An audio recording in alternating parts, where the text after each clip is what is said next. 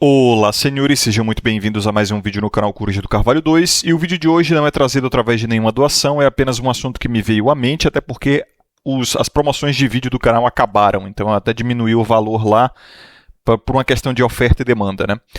Lembrando a vocês, senhores, que se quiserem promover um vídeo, o link está na descrição e no comentário fixado, assim vocês ajudam demais o canal a permanecer de pé e gratuito a todos os homens, e vocês também podem deixar um like, se inscrever, ativar as notificações, compartilhar o vídeo e ficar à vontade na seção dos comentários, como sempre, isso ajuda o conteúdo a chegar a mais homens, certo?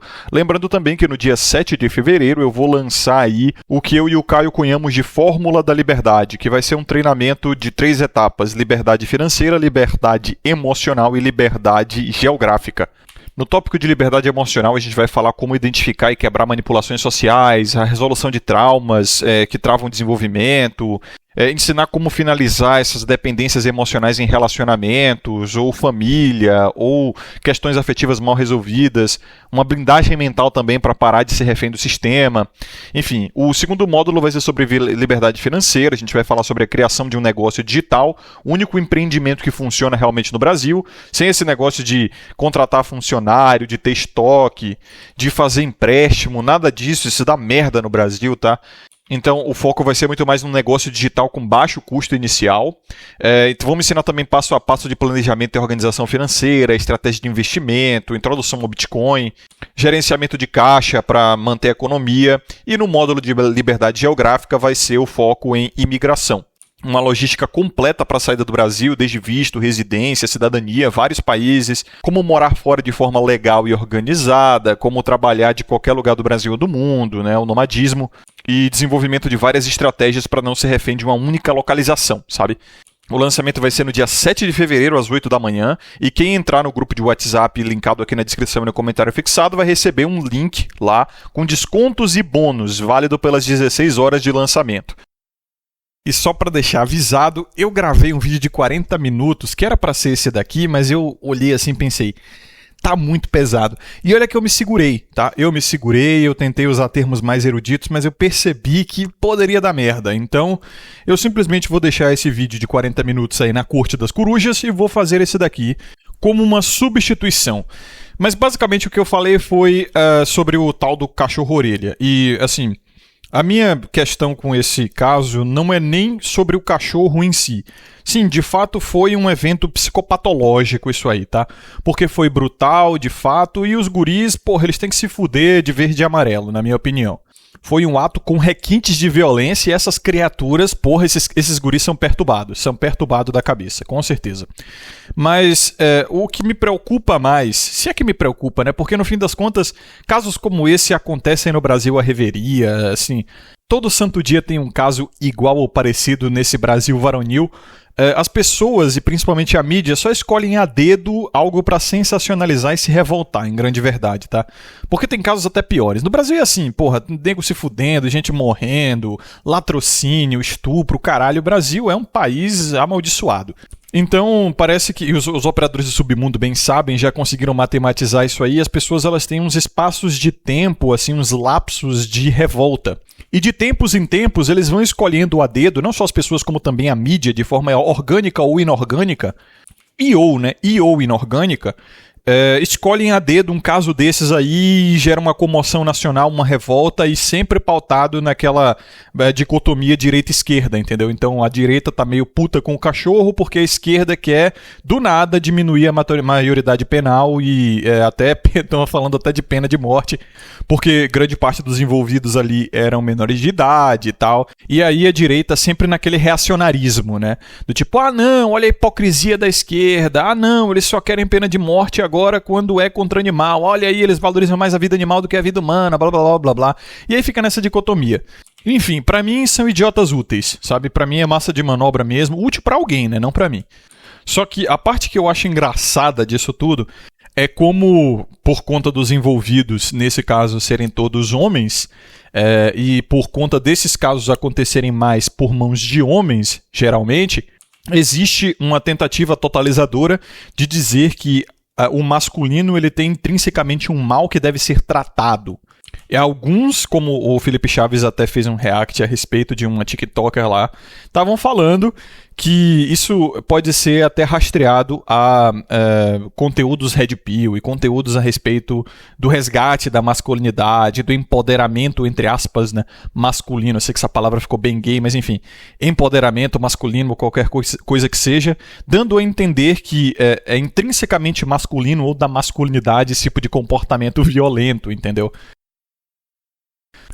De fato, foi até o que eu falei naquele vídeo lá de 42 minutos, 41 e 59. Muitas mulheres têm a intenção realmente de manipular a linguagem para fazer com que haja uma confusão geral na comunicação. Então, quando o conceito de masculinidade, de homem de verdade, é algo que serve a elas, então isso começa a ser um elogio. Quando o conceito de masculinidade e homem de verdade não serve a elas, daí começa a ser uma ofensa ou um termo pejorativo. É engraçado isso aí. Porque quando um homem ele enche uma mulher de bolacha, seja por qualquer motivo, porque ele já demonstrava tendências violentas e ela se atraiu por ele, qualquer que seja a situação, isso não convém. Quando um homem enche uma mulher de bolacha, daí ele é chamado de covarde, ele não é homem de verdade, daí ele não tem masculinidade, ele não tem até virilidade ou qualquer coisa que seja, né? Mas, de fato, tá? A covardia ela é o contrário da masculinidade. A masculinidade é o conceito de honra, justiça, coragem. E até mesmo violência, mas violência comedida, justificada. A covardia é uma violência injusta, desmedida, desbalanceada, sabe, sem motivo. E também, claro, tradicionalmente, a falta de coragem de fazer o que deve ser feito. Daí eu acho hilário, eu olho um caso desse e vão dizendo que isso aí tem alguma coisa a ver com um mal intrínseco da masculinidade. Porque em outras situações, o homem masculino, o homem viril, o homem de verdade é o homem que, sei lá, assume emissol, é o homem que paga a conta, né? É o homem que provê e protege. Então, é sempre aquele comportamento ou estratégia maquiavélica de fins justificam os meios, entendeu? Não há nenhum tipo de compromisso com a verdade ou com fazer sentido. É simplesmente o uso da narrativa mais conveniente possível, entendeu? Se calhar aqui, eu uso aqui. Se calhar colar, eu uso a colar e que se dane. E o pior de tudo é que esse papo tem colado em políticas e até em como a humanidade, nós como humanidade temos tratado homens e jovens meninos. Jovens meninos ficou redundante, né? Homens e jovens homens, né? Que seriam meninos e adolescentes e tal. Porque realmente cultiva-se essa ideia já há décadas, já é uma cultura isso aí, de que meninos eles têm que ser tratados como meninas defeituosas, entendeu? Sei lá, nasceu menino, ele tem que ser capado, podado, educado para se comportar mais como uma menina. O sistema educacional ele tem se tornado cada vez mais assim. É claro, tem também a ver com uma questão de ser para formar exército industrial de reserva, né? O sistema educacional ele tem que ser barato e massificado. Ele é um processo industrial para ficar criando atendentes, operários, criaturas urbanas, entendeu? Cidadãos urbanos ali, obedientes a um sistema. E quem tende a ser mais assim são as mulheres, principalmente por conta da obediência delas a sistemas e estruturas regimentados, como é a instituição do Estado. É o Estado que hoje detém o poder da violência e da provisão. Nesse caso, a violência como proteção, ou às vezes até como ato de covardia, com truculência e com intromissão da privacidade e da vida particular. Mas ele é o que controla o policiamento, daí a proteção, e o oferecimento de bolsas, ações afirmativas, políticas públicas, esse tipo de coisa, né? Daí a provisão e tal. Então as mulheres, elas meio que veem o Estado hoje quase como um marido, entendeu?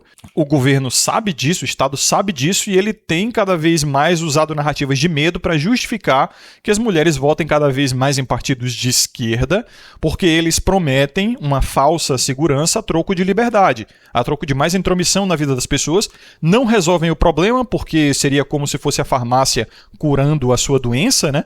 Se você não ficar doente, a farmácia para de vender para você. Então o Estado funciona assim, né? E as políticas públicas, as políticas de proteção à mulher, como a gente tem visto, elas parecem muito mais querer perpetuar a violência contra a mulher e o sofrimento das mulheres do que realmente resolver o problema. Justamente vindo com esses papos anti-responsabilidade, do tipo, ai não, você não pode culpar a vítima se ela sai com tal roupa em tal horário, porque ela se relaciona com um vagabundo, isso é culpar a vítima. Sendo que, na verdade, se você responsabilizar a mulher e educar elas a realmente evitar esse tipo de problema, os números diminuem, mas o Estado não quer isso. Quer manter os números altos ou até, em alguns casos, aumentando. Então, como é que você acha que a educação interessante para o Estado vai ser? Você acha que ela vai contemplar mais a natureza e o espírito masculinos, que contemplam independência, criatividade, exploração, exclusividade, propriedade, competição? Ou vai contemplar mais o espírito e natureza femininos, que é uma coisa muito mais comunista, com essa ideia de que todo mundo venceu, todo mundo ganha uma medalhinha de prêmio de consolação e participação. Todo mundo é igual, todo mundo é igualmente capaz. Tem também essa coisa de educação passiva, todo mundo sentado com a bunda na cadeira, recebendo educação expositiva de um homem acima dele na hierarquia, porque é assim que o aluno é tratado, né? E esse tipo de comportamento destrói completamente, castra, na verdade, né? O espírito masculino de competir, de buscar ascender hierarquicamente, de criticar, de questionar, de descobrir, isso destrói por completo, entendeu? Então, de fato, é uma educação emasculante, é uma educação feminilizante, é uma educação castrativa. E a minha ideia, a minha hipótese, eu diria, talvez até uma teoria, como a gente pode usar evidências, por exemplo, de escolas militares e escolas unissex, não, como é que é? Dividida por sexo. É que jovens homens têm feito cada vez mais merda justamente porque eles estão com uma falta de educação masculina. Não é a masculinidade deles que é tóxica e que é um problema, é falta de masculinidade. Como muito bem falou e sempre fala o Felipe Chaves do canal Fúria e Tradição, que eu sempre recomendo a vocês devido à maestria que ele tem em explorar esses casos e trazer até mesmo evidências científicas e estudos, e eu sempre recomendo o canal dele, principalmente para homens que são cristãos, tá? Também homens que querem casar, ter filhos, ter uma família, ele tem muito mais propriedade para falar a respeito disso do que eu, porque eu não faço parte de nenhum desses meios. Então você pega, eu acho que foram 5, né? 5 jovens ali entre 16 e 20 anos, por aí, ou 16 e 18 e tal. Basicamente a mesma faixa etária, filhinhos de papai, riquinhos ali. Nessa idade, o jovem ele está tentando se destacar de alguma forma, fazendo algo extremo, porque o homem ele é assim, entendeu? Ele quer se destacar e ele sabe que para ele ser alguém reconhecido, ele não pode ficar mostrando o corpo na internet, ele não vai ser amado ou agraciado ou reconhecido só por quem ele é. Isso é um luxo que eles não podem se dar. Eles têm que fazer algo que outras pessoas não fizeram, entendeu? E geralmente é algo extremo e algo que outras pessoas não têm coragem de fazer. Coragem, quando eu digo, não no sentido elogioso, qualitativo da coisa. Eu digo coragem como algo absurdo, que a maioria das pessoas não querem fazer. Então, veja como isso é um conceito muito abrangente. É assim que o homem funciona, mas é muito abrangente. Algo extremo pode ser uma coisa boa ou uma coisa ruim. Extremamente boa ou extremamente ruim. Algo que as pessoas não têm coragem de fazer pode ser o autossacrifício de salvar uma pessoa ou a loucura de ir lá matar um animal inocente. Matar não, né? O bicho estava vivo, mas assim, foi torturado e teve que ser eutanasiado ali porque o sofrimento era enorme. Porra, empalaram o bicho, cara. Isso é psicopatologia. Empalaram e socaram uma porra de um baseball bat no toba do animal, foi parar na garganta, porra. Caralho, um filho meu faz uma porra dessa, meu pai. É por isso que os homens, eles tinham muitos filhos antes, né? Porque se um dá de errado, deserda, cara. Enche ele de porrada, ou em alguns casos, se o negócio não resolve, como o filho era propriedade do pai naquela época, bom, vocês já sabem, né? E deserda ele, foda-se. Não vai ficar sem os bitcoins do papai, né? Como diz o Renato Amoedo. Aí, tipo, por isso que os homens tinham vários filhos. Os que davam errado eram abandonados, ou eram passados a cabo mesmo. E os que davam pra bom eram os preferidinhos mesmo, entendeu? Os que obedeciam o pai, que honravam o pai, ali era mimo, era... Mimo não, né? Mas ele vivia com muito mais tranquilidade, qualidade de vida e a proteção e provisão do pai do que os outros.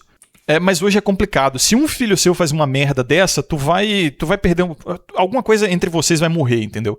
Tu pode ser o pai mais amoroso do mundo, ir lá e, pô, eu vou, assim, você vai ser punido, mas eu vou continuar te amando como meu filho, etc, etc. Tu pode ser assim, mas alguma coisa entre vocês vai morrer. Então, hoje é difícil você ter mais de um filho, quem dirá mais de um filho homem, por conta da economia, da cultura, do sistema de trabalho, etc, etc, zaz. Então, se você só tem um filho e o único filho, seu herdeiro masculino, faz essa merda, porra, fudeu pra seu legado, né? Fudeu pra você. Porque alguma coisa, se você for um ser humano e o seu filho faz alguma porra dessa aí, por mais amoroso que você seja como pai, alguma coisa entre vocês vai morrer, cara. Tu não vai olhar mais pra ele da mesma forma. Não tem como, tá ligado? Então, quando você tem muitos filhos, você pode olhar pra um assim e falar, esse daqui já deu pra merda.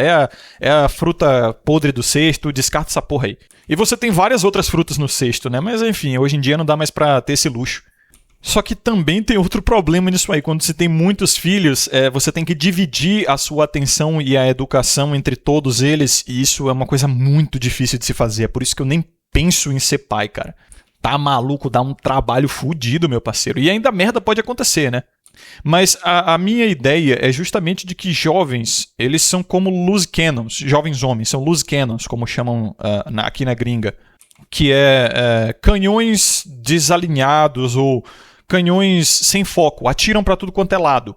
Então, é preciso um homem para guiar e educar outro homem e fazer esse canhão atirar para algum lugar funcional, entendeu? Senão ele vai acabar acertando inocentes, senão ele vai acabar fazendo uma merda dessa aí. Então, se você pega essa energia desses jovens aí, mira para alguma coisa funcional, isso é claro, só vai ser possível através de uma educação que comece a contemplar mais a masculinidade, o masculino e a natureza do homem, que é uma coisa que politicamente é um absurdo, é inadmissível. Você traz isso para qualquer debate público, vão cuspir na tua cara.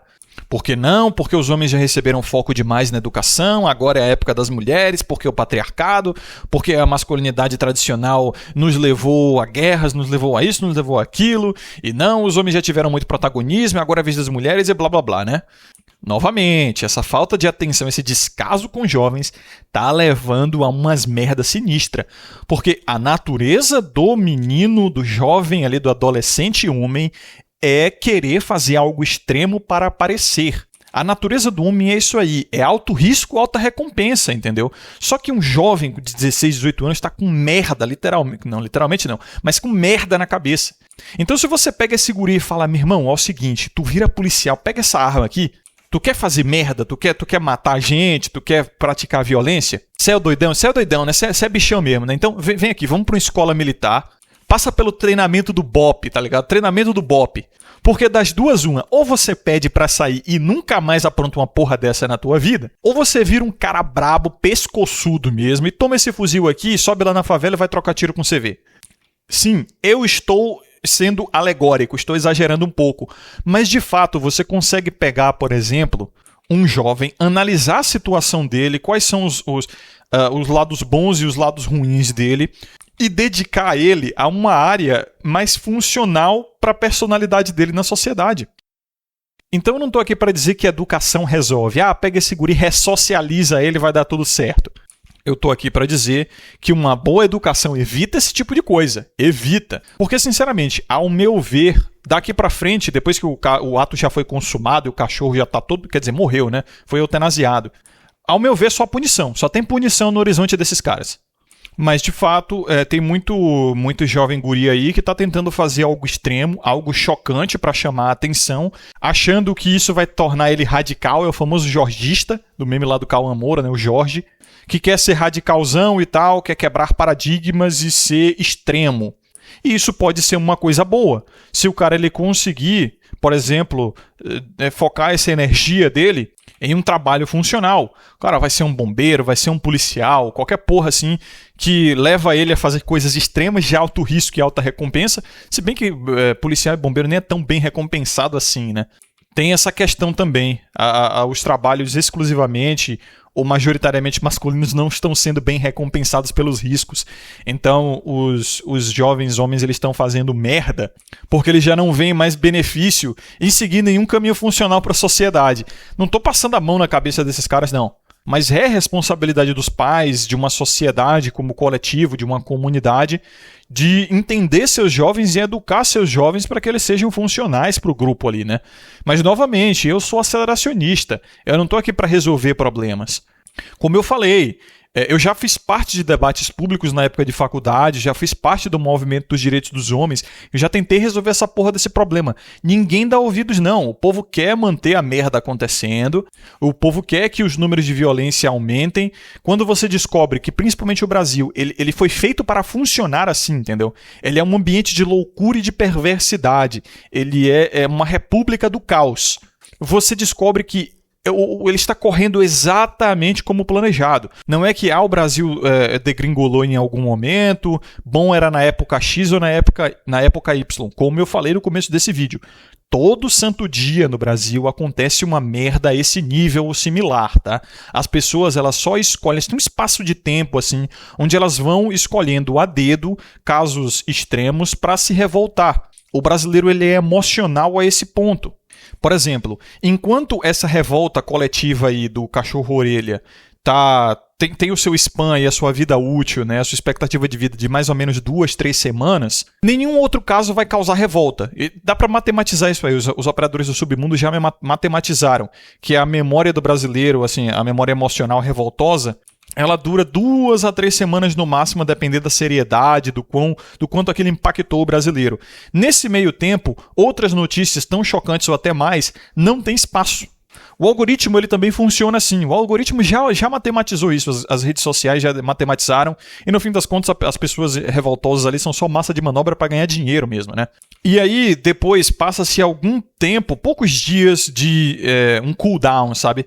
Como se fosse uma habilidade de um jogo de RPG ou MOBA, ela fica resfriando ali, e aí depois surge algo novo que vai fazer as pessoas ficarem revoltosas e brigando umas com as outras durante 2, 3 semanas novamente. E aí é mais loucura, é mais lucro, é mais notícia, enfim, influenciadores ganham dinheiro, criadores de conteúdo ganham dinheiro, páginas de fofoca ganham dinheiro. Só quem não ganha dinheiro nessa loucura toda é a massa de manobra, né? É o idiota que fica ali discutindo e dando o comentário dele de graça e não ganha nada. Então, eu não quero mudar isso aí, porque eu também ganho dinheiro com isso. Eu faço um vídeo desses aqui e eu ganho visualizações, entendeu? Então, eu sou aceleracionista, eu entendo, só que eu desmascaro esse fenômeno, mesmo que ele possa vir até a não me servir tanto, né? Mas é isso que acontece, deixa a roda girar, meu parceiro. Eu não tenho problema com nada disso não, tá? Mas enfim, senhores, muito obrigado a vocês que acompanharam até aqui. Um forte abraço. Lembrem-se de ter sabedoria e consciência sempre. Vejo vocês no próximo vídeo. Aqui é o Cruz do Carvalho e até mais.